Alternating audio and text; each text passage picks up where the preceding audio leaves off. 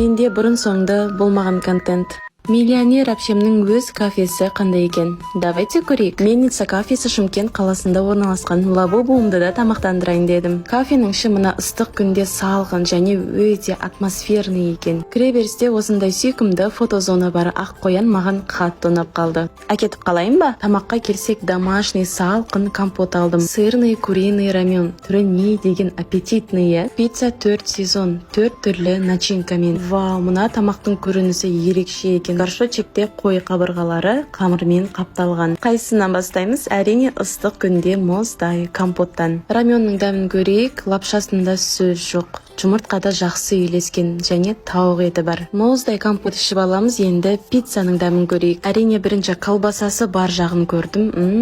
Жақсы. Куриный жағын көрейік. Вау, басқаша дәмді екен. Енді маған қызық болып тұрған ерекше тамақтың дәмін көрейін. Қамырды осылай кесесіз деп айтты. Іші осындай, иісі деген мұрынды жарып тұр ғой. Бірінші қамырды, кейін қойдың қабырғасын жедім.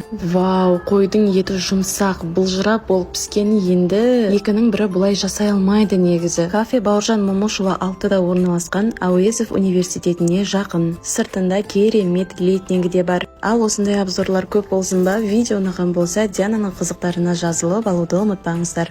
Мақұл?